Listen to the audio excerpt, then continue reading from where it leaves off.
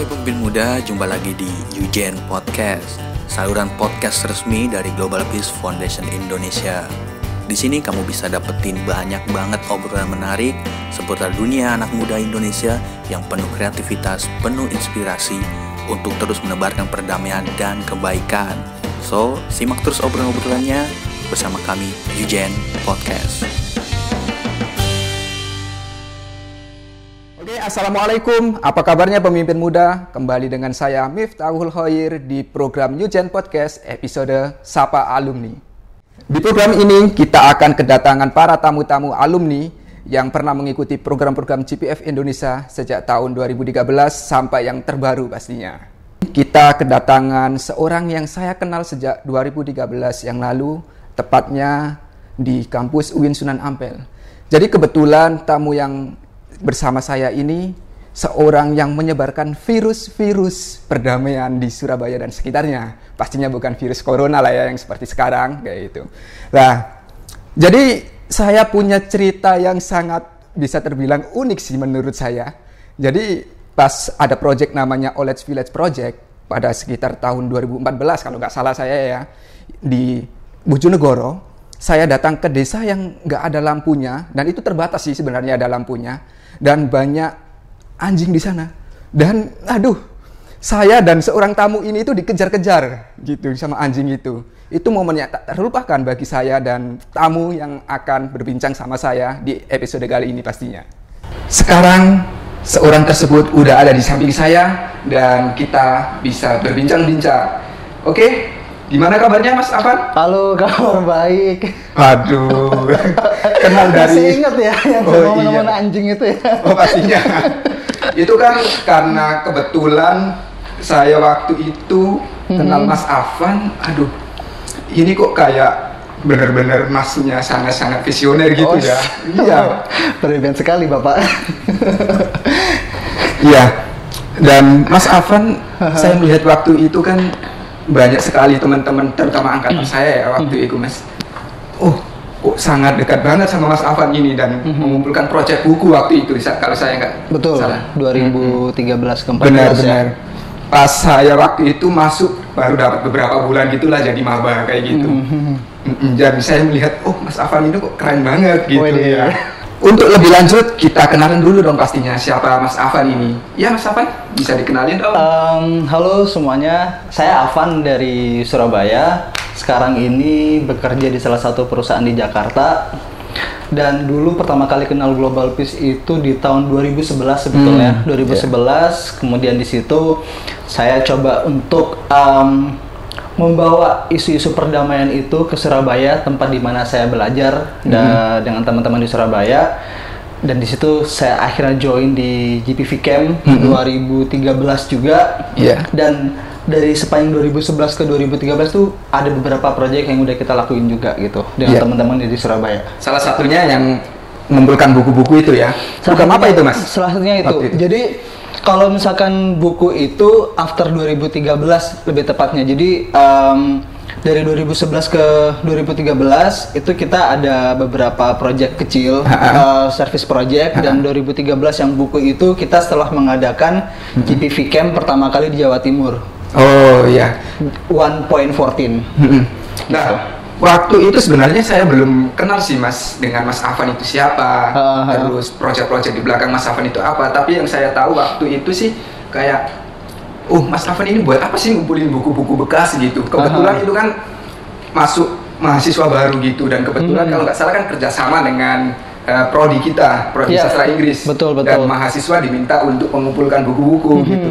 Saya jadi penasaran, ini untuk apa sih buku-buku, siapa yang baca gitu. Iya, jadi waktu itu tahun 2013 awal menuju ke 2012 akhir itu kita alumni GPV Camp 1.13 bekerja sama dengan 1.14. Kita mencoba untuk membuat sebuah proyek di mana ada sebuah sekolah di pesisir Surabaya namanya sekolah saya lupa namanya, sekolah pesisir lah di situ. Terus kita coba untuk membuat perpustakaan ini. Jadi nama perpustakaannya Perpustakaan Lentera. Dan di situ kita nggak cuma antara alumni GPV Camp, tapi juga dengan pemuda lain di Surabaya. Ada Yayasan Perpustakaan Indonesia, kemudian ada pemuda lain dari Surabaya juga. Jadi kita bekerja sama antara organisasi di Surabaya. Oke, menarik sih, dari namanya itu kan Lentera, menerangi. Kira-kira seperti itu nggak filosofi dalam pemilihannya atau ada hal lain? Ya, karena di situ kebetulan sekolah pesisir yang ada itu adalah anak-anak nelayan yang ada di Surabaya, yang mana mayoritas dari mereka itu menghabiskan waktu untuk membantu orang tuanya di samping mereka sekolah gitu.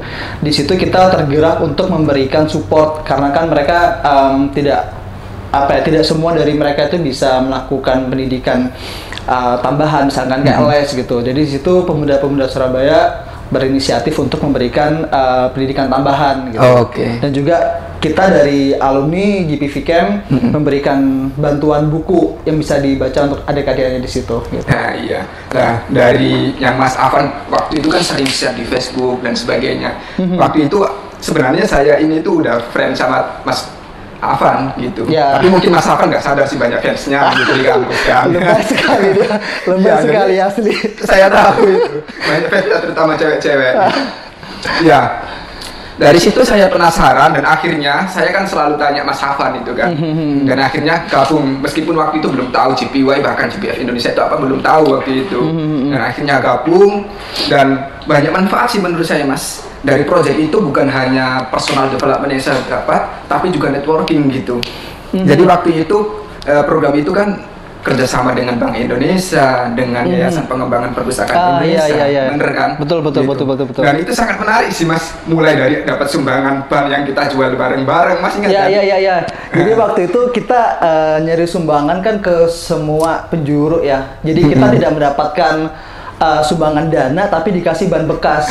Terus kita jual ban bekas itu kalau nggak salah dulu laku 1,4 atau 1,6 gitu ya. Alhamdulillah itu uang yang kita kumpulkan bisa kita gunakan untuk membeli buku tambahan, kemudian kita juga dapat sumbangan gerobak juga. Jadi perpustakaan konsepnya ini perpustakaan keliling gitu. Jadi bisa dibawa ke lapangan, bisa dibawa ke pesisir pantai atau ke sekolah di mana adik-adik di sana itu belajar gitu. Iya. Tapi itu bukan berarti ban yang cuma ban bekas itu bukan Mas ya. Jadi ini bener-bener kayak ban masih ada velgnya gitu kan ya Mas ya.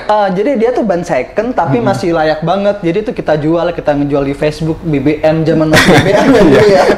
Ya itu kita berusaha lah gitu. Alhamdulillah banyak banget yang support waktu itu. Iya benar Mas. Nah, itu kan setelah ikut GPV kan program itu ada Mas. Nah, saya ingin mengulik jauh sebelum itu mungkin Mas. Jadi kira-kira program apa sih yang pertama kali diikutin Mas Afan, program GPF ya ini Mas? Masih ingat nggak? Program GPF pertama kali banget itu dulu 2011, saya masih semester 1, ada program Youth Leader Summit. Di mana itu Mas? Itu di Bogor, di Cisarua waktu itu. Jadi itu program pertama kali banget yang saya join selama menjadi mahasiswa. Di situ saya ketemu banyak pemuda-pemuda inspiratif sih. Kalau saya lihat sekarang semuanya baru sukses-sukses. Kalau nggak jadi pengusahawan, berada di perusahaan ternama, atau mungkin ada alumni yang pernah menjadi staff sus juga ada. Masih kenal dan kontak nggak sama mereka ini? Sebagian ada, masih kontak sampai sekarang. Ada juga yang udah lost contact karena kan dulu medianya menggunakan Facebook ya, dan dulu juga nggak ada WhatsApp, adanya BlackBerry Messenger. Kelihatan banget dari tahun berapa ya? Zaman pink ya?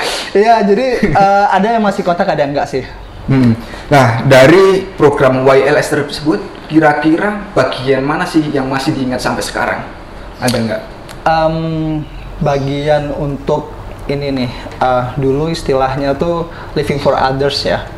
Hidup untuk orang lain gitu. Iya, jadi hidup untuk orang lain. Maksudnya gimana nih? Jadi kita hidup di dunia ini kan kita nggak cuma hidup dengan diri kita sendiri ya. Jadi kita harus berbagi. Bahkan kita berbagi itu tidak harus dengan kita memberi, tapi kita hanya dengan mendengarkan apa yang orang lain itu rasakan, itu pun juga termasuk salah satu berbagi gitu. Dan itu yang mengena sekali sih, karena waktu itu program kepemudaannya nggak cuma di dalam ruangan atau forum, tapi kita juga terjun ke masyarakat, mengaplikasikan sedikit dari apa yang udah dibahas bahwa bahwa kita tuh bisa membantu orang itu kapanpun dan dimanapun gitu. Gitu. Iya. Even kita tidak punya apa-apa gitu. Maksudnya kalau kita nggak punya secara materi, kita punya koneksi, kita berusaha untuk mengkoneksikan, oh di sini ada butuh ini, butuh itu gitu. Dan masih ingat kan sebenarnya di materi, kebetulan kita kan sama-sama alumni GPV Camp gitu kan. Iya. Nah, pastinya nyambung. Di salah satu materi, terutama terkait living for others, masih ingat pastinya Mas Afan, kalau misalkan kita nggak punya apa-apa, sebenarnya senyum pun kan bagian dari living for others gitu kan. Betul. Karena kan gini, ketika ada seorang teman dekat kita ada masalah, cemberut aja, bete aja, kita datang untuk mensupport secara apa ya? Kita datang untuk menghibur dia, terus kita senyum, tapi bukan berarti dia bete terus kita senyum gitu, bukan gitu ya. Kalau gitu gila. Jadi dari situ kita mensupport teman kita gitu. Jadi dalam sisi lain kita membantu agar kesehatan mental dari teman kita juga terjaga gitu. Nah, itu sih yang menanam banget gitu. Makanya saya coba di sini nggak cuma tentang pemuda yang membangun bangsanya, kemudian dengan apa ya, sense of family, kemudian ada sisi nilai perdamaian dan kita harus benar-benar menghargai satu sama lain gitu. Makanya saya coba untuk mengadopsi ilmu-ilmu ini, saya bawalah ke Surabaya di mana tempat saya belajar gitu. Dan akhirnya aku tahu loh Mas, alasan kenapa Mas Afan kok membawa virus-virus atau value-value di GPF Indonesia ke Surabaya. Kenapa coba? Ternyata ya karena ingin mengajak seseorang berbuat baik tadi. Betul. Gitu. Karena sebenarnya kan nggak susah gitu kan berbuat baik. Gitu. Betul. Hanya saja mungkin bagi sebagian teman-teman kita itu bingung memulainya kali Mas ya. Dan lebih tepatnya gini juga sih, waktu sekitar awal tahun 2010-an ya, di mana saya waktu belajar dulu, kegiatan-kegiatan pemudaan kan waktu itu masih belum happening dan jarang juga ada saya dengar alumni dari kampus saya secara pribadi, kemudian dan yang lain-lain alumni-alumni. Sebetulnya saya menemukan beberapa alumni-alumni dari program lain juga yang berasal dari Surabaya gitu. Namun ketika pulang saya masih belum menemukan suatu kolaborasi dari orang-orang hebat yang ada di Surabaya. Gitu. Nah, dari situ saya ngelihat kenapa tidak kita kumpulkan jadi satu dalam wadah Global Peace ini gitu. Kan ada apa itu istilahnya kan? Sebuah kata, kalau misalkan kita ingin pergi jauh, ya pergi sendiri. Gitu. Kalau misalkan kita ingin pergi cepat, kita bisa pergi sendiri gitu. Tetapi kalau misalkan kita ingin pergi jauh, ya udah kita pergi bersama-sama. Gitu, kan? Betul. Mungkin itu cocok sih dengan apa yang diceritakan Mas Afan barusan gitu. Jadi Mas Afan inginnya bukan secepat mungkin gitu kan, tapi lebih kayak mari kita bareng-bareng pergi atau mencapai tujuan yang sejauh mungkin gitu kali Mas ya. Dan alhamdulillah juga waktu itu dapat dukungan juga dari Dispora Jawa Timur juga, dan kita sempat mengadakan kegiatan yang mana waktu itu saya khususkan untuk pemuda dari Jawa Timur dan pemuda yang sedang berada di Jawa Timur gitu. Jadi ada kegiatan yang dinaungi oleh Dispora juga. Banyak sih dari instansi-instansi di luar dari Global Peace itu yang mendapat yang mensupport kami waktu itu untuk melakukan kegiatan. Even sampai saat ini dapat support juga. Nah Mas Afan kan banyak sekali kan pengalaman atau program-program yang diikuti di GPF Indonesia, mulai dari WLS, terus perpustakaan Lentera, dan program-program lain di Surabaya, College Village dan sebagainya lah. Dari semua pengalaman tersebut atau dari program yang diikuti itu, ada nggak pengalaman yang sampai sekarang itu masih diingat gitu? Lucu boleh, horor boleh lah, apapun itu. Lucu ada, horor ada, boleh dong, bisa. Menegangkan ada gitu. Boleh pilih salah dua nggak bisa salah satu? Boleh dong. Boleh ya. Iya. Pertama ini dulu tahun 2012 itu ada program saya lupa nih tiba-tiba. Ada program kepemudaan juga berhubungan dengan interfaith. Bukan, skala internasional 2012. Mungkin namanya dulu belum IMIA ya. Karena waktu itu juga ada kerjasama dengan organisasi lain waktu itu di Bali. Nah, itu pengalaman berharga sekali sih buat saya gitu, terutama untuk anak daerah yang Jadi seorang panitia untuk kegiatan internasional mendatangkan peserta-peserta dari luar negeri di situ. Di situ ada berbagai banyak komplain juga sih, maksudnya komplain mengenai apa ya, mengenai transportasi juga. Jadi ada tantangan tersendiri lah gitu, dimana kita biasanya bernegosiasi dengan orang-orang Indonesia sendiri, tapi di situ saya pertama kali banget ikut dan juga akhirnya ya kita banyak ilmu-ilmu yang saya dapat sih dari situ, gimana cara berinteraksi dengan orang luar, bagaimana memanage sebuah acara gitu.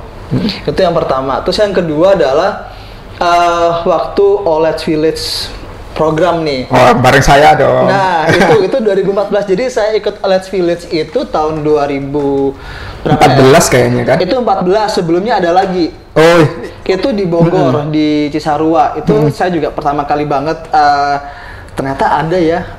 Maksudnya di Pulau Jawa ternyata masih ada wilayah yang akses listriknya itu terbatas gitu. Ada tapi sangat-sangat terbatas gitu. Dan waktu itu saya di Bogor. Di situ saya berada di tempat yang benar-benar jauh dari akses kemana-mana, agak susah ya. Bahkan dulu mobil sama jurang pun jaraknya beneran mepet banget gitu. Kalau kita mendekat ke Tuhan berarti ya. Ya seperti itu. Jadi itu sih pertama. Terus waktu tidur juga kita tidur di rumah penduduk. Waktu itu ada teman saya namanya Ika tuh. Kita tidur dengan peserta juga ya waktu itu. Kebetulan ada Ika sama saya yang posisinya di dekat pintu warga. Di situ ada babi hutan. Kayaknya pengalamannya selalu sama hewan-hewan deh. OLED Village yang di Bojonegoro sama anjing sama saya. Sekarang sama babi hutan. Ya, jadi sebelumnya saya babi hutan, kita lagi tidur, tiba-tiba dikorek-korek gitu kan pintunya. Bangun-bangun udah sepatu pada berserakan atau apa. Jadi worry juga sih, karena kan kayak didorong-dorong gitu kan. Sementara kaki saya sambil tidur sambil kayak nendang ke pintu biar nggak masuk babi hutannya. Itu. Terus yang 2014 itu yang di Bojonegoro, kita lagi jalan kan, tiba-tiba dikejar anjing. Iya. Waktu itu cuma ada bunyinya kan, tapi dari balik belakang rumah gitu cuma itu juga saya nggak expect juga sih. Ternyata di Jawa Timur ada juga tempat yang jauh dari pusat kota gitu. Jadi untuk mengakses ke sana dulu tuh teman-teman paling nggak kita butuh 4-5 jam loh. Jadi sekitar 1 jaman kita dari kota ke perbatasan desa itu pakai mobil atau motor bisa. Nah, selebihnya itu kita jalan kaki plus naik motor trail. Kalau nggak ada motor trail ya kita harus jalan kaki gitu. Karena even saya yang bisa naik sepeda motor pun nggak bisa pakai mengendarai motor itu, benar. Karena terjal banget, kita selain naik turun kayak perbukitan gitu, kan ngelewatin sungai juga kan waktu itu kan. Masih ingat nggak kita dibonceng udah mesra banget sama mas-masnya. Soalnya kalau kita cuman pegangan motor gini bahaya, terpental gini. Benar. Jadi harus antara kita pegang gini atau gini. Saya masih ingat sih mas. Sebenarnya saya sih malu sih mas. Kayak meluk cowok sama cowok gitu kan. Ya mau gimana gak kenal kan gitu. Iya, apalagi kita baru kenal terus di situ kita naik motor menyusuri sungai, udah mau jatuh. Iya. Pegang aja mas, gak masalah. Oke. Langsung aja gini.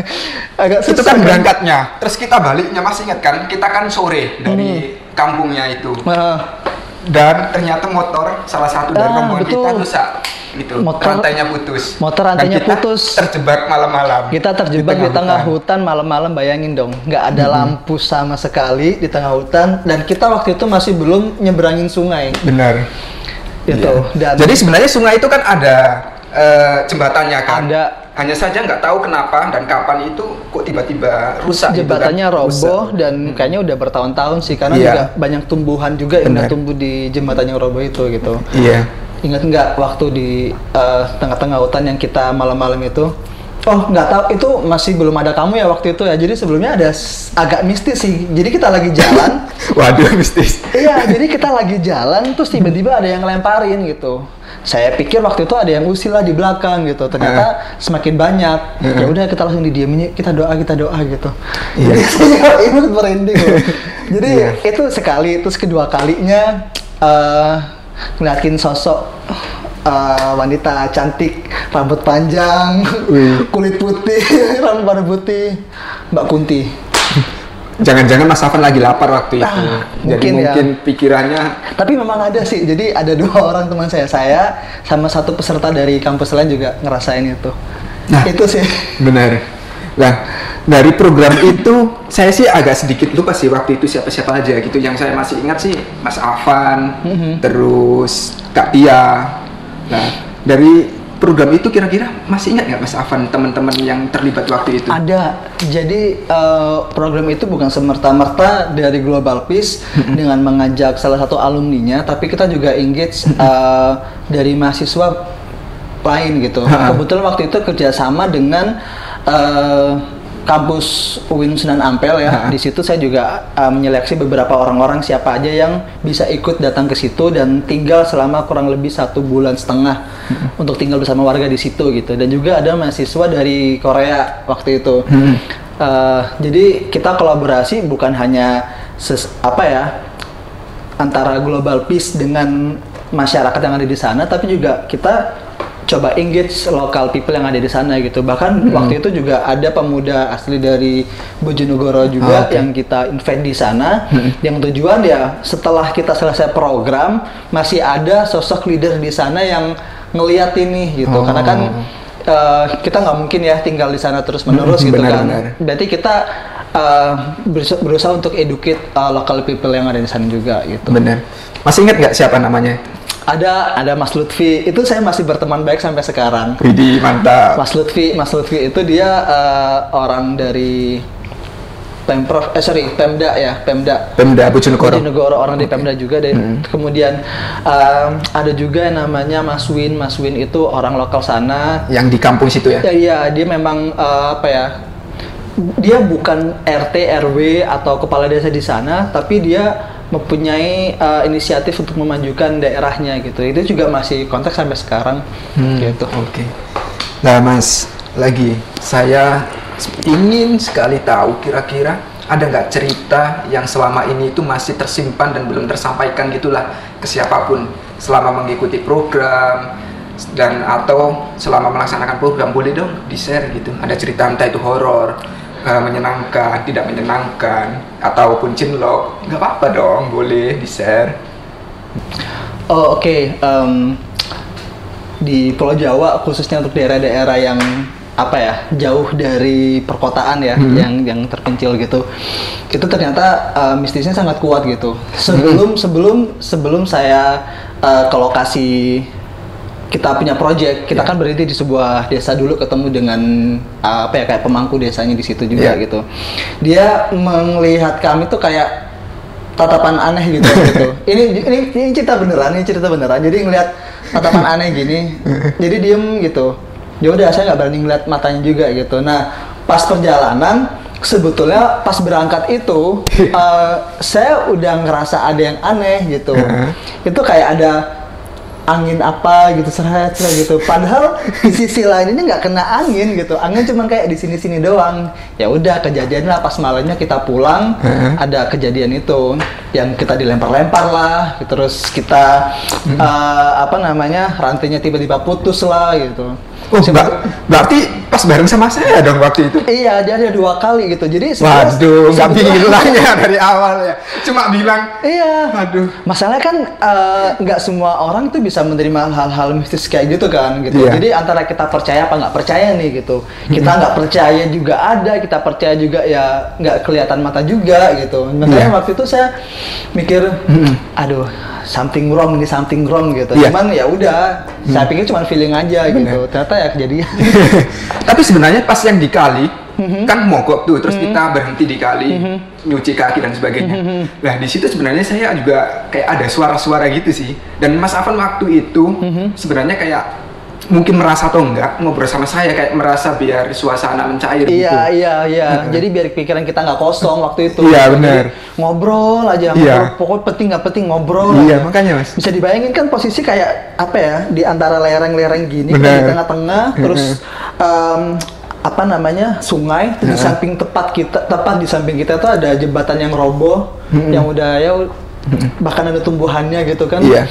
Iya sih, sebenarnya di situ juga beneran mikir-mikir, aduh apa nih ya. Iya. Sebenarnya bukan apa ya, sugesti diri sendiri juga gitu, karena yang lain juga mengalami. Jadi bukan cuman kita ngelihat, tapi secara fisik loh mereka mainnya gitu. Oh, kalau saya sih nggak lihat sih Mas. Tapi mungkin saya merasa kayak Mas Afan ini kayaknya nggak beres deh waktu itu saya mikirnya gitu. Kok ngajak ngobrol terus ya kayak Iya. supaya lupa dengan kalau kita ini tuh di hutan dan malam hari. Iya. Soalnya kan bahaya juga kan kalau misalkan kita udah jauh dari siapa-siapa, nggak ada kendaraan, harus jalan waktu itu masih berapa kilo lagi kan. Harusnya ya berusaha mengalihkan ini pikiran kita gitu, biar segera ngomong apa gitu, pokoknya ngoceh aja lah pokoknya waktu itu. Iya. Itu sih. Tapi ketika pas kita udah tinggal, jadi waktu itu kan kebetulan kita berada di desa yang berbeda ya waktu itu. Ceritanya kita waktu lagi masih survei doang nih. Nah pas udah tinggal, kita berada di desa yang berbeda. Iya, benar. Kalau di desa, saya masih di desa yang sama, tapi disitulah saya melihat yang sosok wanita cantik berambut panjang putih-putih itu pas waktu saya tinggal di sana gitu. Jadi itu kelihatannya sih. Jadi lebih ke kenalan mungkin ya gitu. Benar. Tapi memang ada yang kesurupan sih. Waduh. Posisinya pas di hutannya atau pas di mana itu Mas? Kesurupannya itu pas kita udah stay sekitar 2-3 mingguan lah, udah mau selesai gitu. Jadi kita udah mau selesai, kita lagi rapat gimana kita bikin closing ceremony biar berkesan lah buat warga yang ada di sana gitu. Ada satu teman saya yang kesurupan gitu. Jadi dia ya namanya kesurupan gimana sih gitu. Dan waktu itu kayaknya yang kesurupan itu kayak kera gitu sih. Nah ini hal yang saya belum pernah ceritakan ke orang lain nih. Jadi dia tiba-tiba kayak gini-gini gitu, terus nempel-nempel di tembok. Ya kita takut lah ya, namanya udah mau maghrib, terus tiba-tiba ada yang diem terus kesurupan gitu. Nah, jadi kalau boleh tahu siapa itu namanya Mas? Barangkali saya kenal. Kebetulan kan saya pernah berkunjung kan ke situ. ya dulu teman saya namanya Linda. Linda ini dia bukan alumni GPV Camp, tapi adalah student yang kita ajak untuk ikut project di situ gitu. Jadi pas kita lagi rapat sore-sore habis sholat asar, udah selesai rapat, dia tiba-tiba diem, tiba-tiba kerudungnya ditarik gini, udah rambutnya terus dia gini-gini, gitulah pokoknya. Aduh. Jadi udah kayak kera gitu sih. Iya. Panik otomatis, cuman ya kita udah si Bu Lurahnya itu kebetulan dia orang pintar juga, yaudah kita panggil lah si Bu Lurah itu. Pintar gimana itu Mas? Profesor? Orang pintar gitu. Oh, dalam tanda kutip pintar gitu ya. Iya, seperti itu sih. Jadi itu hal yang cukup nggak bisa terlupakan sih. Banyak hal-hal yang sangat melekat di diri saya gitu. Jadi bukan hanya kita bagaimana untuk membantu orang-orang di sana, dan kita juga membantu diri kita sendiri bagaimana kita untuk self development gitu. Benar sih Mas ya. Dan kebetulan kita kan waktu itu sama-sama mahasiswa UIN gitu kan.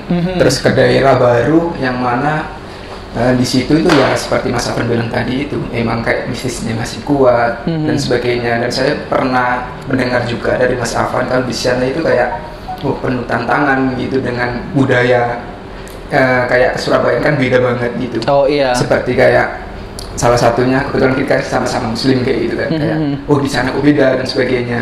Nah, menurut Mas Afan gimana itu menanggapinya waktu itu? Kaget juga nggak seperti saya? Iya, culture shock sih pasti ya. Culture shock pasti, karena culture shock nggak cuma kita keluar negeri ya.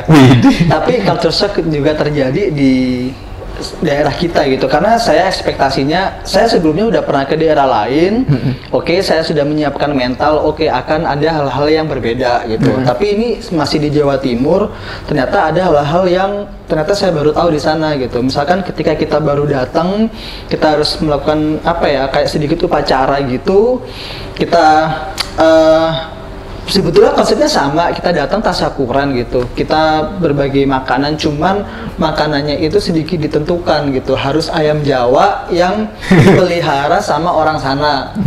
Itu saya nggak tahu ya, jadi harus di sana. Kemudian makanannya itu jenis-jenis tertentu gitu, jadi kita nggak boleh asal kita beli makan gitu, kita nggak boleh gitu. Dan menyembelihnya pun juga harus disaksikan sama orang-orang di situ.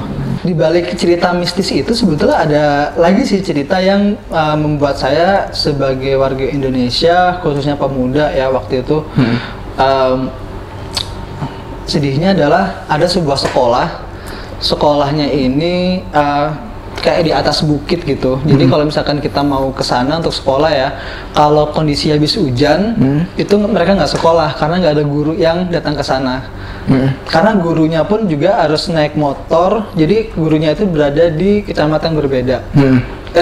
Desa yang berbeda, satu kecamatan tapi harus ngelewatin jarak yang lumayan gitu. Iya, soalnya biasanya kan jarak antar desa itu kan agak jauh ya. Dan setelah itu dia motornya diparkir di kepala desa dan dia harus jalan 3 km. Kalau jalannya lancar, ya udah kita enak. Tapi kalau pas lagi habis hujan, jadi kaki, mohon maaf ya angkat kaki ya, segini nih lumpur masuk gitu. Bisa dibayangin gimana cara jalan udah agak nanjak tapi kena tancapan lumpur, dan kita nggak tahu mana lumpur mana kotoran sapi. Benar. Waktu itu. Jadi dan, seperti itu. Iya, ngomongin sekolah Mas, yang ada di bukit itu sebenarnya kan yang di desa itu bukan? Iya, di desa. Iya. Dan di situ kan sebenarnya ada momen yang sangat-sangat bersejarah Mas. Ayo tebak apa kira-kira? Saya lupa nih. Dan itu pertama kali diselenggarakan di sekolah tersebut. Upacara. Benar sekali. Oh iya. Jadi di sekolah itu informasi dari siswa-siswanya waktu itu mereka masih belum pernah melakukan yang namanya upacara. Benar. Waktu itu ada siswa kelas 6 SD. Siswanya itu cuma berapa? 2 apa 3 orang yang kelas 6. Pokoknya in total itu less than 20. Benar, puluhan. Jadi keseluruhan siswa di situ less than 20 gitu. Dan kita ajarin bagaimana cara berupacara. Mereka sangat-sangat antusias gitu, dan apa ya, saya beneran iya, maksudnya ketika saya melihat kayak teman-teman saya dulu waktu SD, kemudian adik-adik atau mungkin siapa yang di Surabaya dan sekitarnya yang gampang banget untuk mereka sekolah gitu. Sementara mereka susah gitu, mereka harus jalan, kemudian melewati jalan yang tidak proper gitu kan. Tapi mereka semangat sekali ketika kita belajar di sana sekolah gitu. Bahkan pagi-pagi kita masih belum ngapa-ngapain, si adik-adiknya tuh bukan datang ke sekolah, datang ke tempat kita menginap. Kakak, ayo sekolah gitu. Jadi kita jadi lebih semangat sih waktu itu untuk kita sekolah, yuk berangkat bareng sama adik-adiknya gitu. Kita ajarin di situ gitu. Iya. Ternyata masih ingat ya upacara tersebut ya, upacara tanpa alas kaki. Iya, aduh. Dan waktu itu ada Kak Robin juga dong. Oh waktu iya, itu. ada Robin. Kalau teman-teman tahu nih ada Robinson Sinurat ya. Udah viral juga sih dia. Itu juga waktu program itu saya barengan sama dia juga sih. Benar. Waktu survei dan tinggal di sana juga sama dia, sama Robin. Benar, Mas. Nah, kebetulan sekarang kan kita udah sama-sama di Jakarta nih, gitu kan. Udah pindahlah ceritanya, jangan di desa dulu. Sekarang kita sesekali main lah ke Jakarta. Ini kan udah ceritanya. Gitu. Oke. Nah, kira-kira ada perbedaan signifikan nggak sih pengalaman yang didapat di desa, di sini, atau ada cerita-cerita antara di desa dan di Jakarta sini? Pengalaman dengan perubahan signifikan ini untuk saya apa untuk Mas Afan pastinya? Oh, banyak banget sih di situ, banyak banget pelajaran yang bisa saya dapatkan gitu. Rasa syukur pertama ya, rasa syukur, kemudian rasa kepedulian gitu. Meskipun sampai detik ini saya juga tidak berkontribusi banyak kepada negeri ini, tapi paling tidak saya sudah berusaha sesuai apa yang saya bisa gitu, dengan cara bagaimana saya berusaha untuk mempengaruhi pemuda-pemuda di Surabaya gitu. Sampai sekarang alhamdulillah masih kontak, tapi sedikit, udah jarang karena dengan kesibukan gitu. Tapi paling tidak sudah masih meninggalkan teman-teman di Surabaya itu dengan kegiatan-kegiatan yang juga berdampak kepada masyarakat gitu. misalkan nih mereka juga ada program namanya Sunshine ya kalau nggak Give Me salah. Sunshine. Give Me Sunshine Iya. gitu. Jadi kayak berbagi dengan adik-adik di panti asuhan, kemudian ke rusun di Surabaya seperti itu. Jadi kalau misalkan saya lagi pulang kampung nih, saya menyempatkan waktu untuk bertemu dengan mereka juga gitu. Banyak ilmu-ilmu yang saya dapatkan di situ, bagaimana kita appreciate seseorang, kemudian bagaimana kita menempatkan diri. Bagaimana bernegosiasi juga, karena cukup alot waktu itu gimana cara kita menggabungkan antara orang yang ada di desa itu dengan pemerintah. Kita undang waktu itu juga alhamdulillah dapat support dari Bupati Bojonegoro, dan kita sempat ketemu tatap muka juga beberapa kali, dan alhamdulillah sih di situ banyak ilmu. Gitu. Untuk sekarang ini kebetulan banget, saya nggak tahu ya ini rencana Tuhan. Saya juga mendapatkan sebuah pekerjaan event di Jakarta, tapi area produksinya itu di Bojonegoro juga gitu. Jadi saya somehow masih terkoneksikan dengan orang-orang yang ada di sana gitu. Jadi mungkin sekarang kedepannya ya, saya sih mempunyai cita-cita saya secara personal gitu, karena saya juga bekerja di sebuah perusahaan yang mana production areanya di sana mungkin lebih ke social enterprise ya. Bagaimana menghidupkan sisi perekonomian orang-orang yang ada di sana gitu, karena gimana pun juga saya meskipun tidak tinggal di sana, tapi saya merasakan dari hasil bumi yang ada di sana gitu. Benar. Jadi ada sih sebuah program, semoga ini nanti bisa terwujud. Jadi kalau misalkan saya diizinkan bisa mengenyam pendidikan lebih jauh, akan membuat sebuah program nih, di mana programnya adalah memfasilitasi orang-orang yang di sana dalam hal bagaimana sih untuk menjadi seorang supplier, entrepreneur dalam mensuplai rantai pasok yang ada di daerah situ. Jadi kita berikan knowledge gimana terkoneksikan dengan perusahaan luar negeri, kemudian bagaimana masalah dengan supply chain-nya yang ada di sana gitu. Itu sih cita-cita saya gitu, masih ya semoga bisa tercapai. Sebenarnya waktu Olet Village kita kan sebenarnya sudah mempraktekkan hal tersebut kan, mulailah gitu. Jadi kan ada ternak ayam, kan. Terus apa satunya? Yang putih-putih yang kecil? Kelinci. Ya, jadi salah satu program kita bagaimana untuk menghidupkan perekonomian di sana dulu tuh, kita berusaha untuk membuat ternak ayam sama kelinci. Kenapa sih kelihatannya ya orang kampung mah masa diajarin untuk ternak ayam, ternak kelinci? Bukan kayak gitu teman-teman. Jadi di sana itu mayoritas orang-orangnya adalah pengepul kayu. Jadi benar, kayak illegal logging gitu bukan sih? Kayak asal ada yang illegal logging. Ini bisa di-cut nggak sih? Jadi ada yang illegal logging, ada yang legal juga di sana gitu. Saya nggak tahu ya untuk yang illegal loggingnya juga. Tapi untuk yang saya tahu mereka legal sih, karena ada sertifikat untuk kayu-kayu yang tersebut gitu. Berarti umur sekian yang bisa dipotong, mereka tahu gitu ya. Betul. Jadi biar tidak hanya bergantung kepada pohon-pohon yang ada di sana gitu loh. Jadi kalau memang misalkan bisa dikembangkan lagi, kenapa tidak gitu. Dan informasi terakhir yang saya ketahui, akses ke sana sekarang sudah mudah, bisa dipakein mobil. Jadi kita nggak perlu lagi jalan kaki. Berarti jalan yang kita lewatin pakai mobil apa itu namanya off-road dulu ya? Iya, mobil off-road dulu udah nggak lagi. Jadi bisa dijalan pakai ini, bisa bagus aksesnya udah enak gitu. Nah, bener Mas. Jadi emang bener sih Mas. Kita pas udah posisi anggap aja kan udah enak gitulah ya di kota seperti ini. Terkadang kita emang memikirkan yang dulu-dulu sih, kayak ingin kontribusi lebih dengan apa yang kita pelajari, apa yang kita tekuni sekarang gitu kan.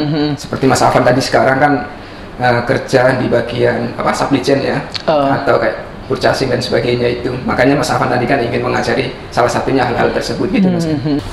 Nah, kita kan udah banyak cerita dari tadi kan Mas. Nah, pastinya ada lagi dong sosok yang menurut Mas Afan kira-kira siapa sih, sebutkan nama yang bisa juga diajak untuk bercerita seperti ini.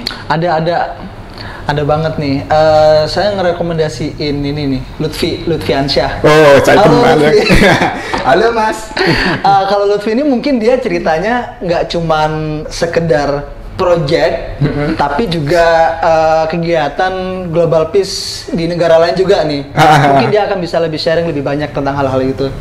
Oke, saya sudah sedikit kenal sih sama Mas Lutfi ini. Sih. Iya, kenal lah, harusnya lah. Jadi Lutfiansyah ini dia adalah koordinator untuk GPY Surabaya 2014 dan 2015. Kemudian dia, kalau misalkan GPV Camp tahun berapa saya kurang hafal ya. Cuman waktu itu dia udah beberapa kali banget dia mengkoordinir sebuah program yang kita adain di Jawa Timur sih.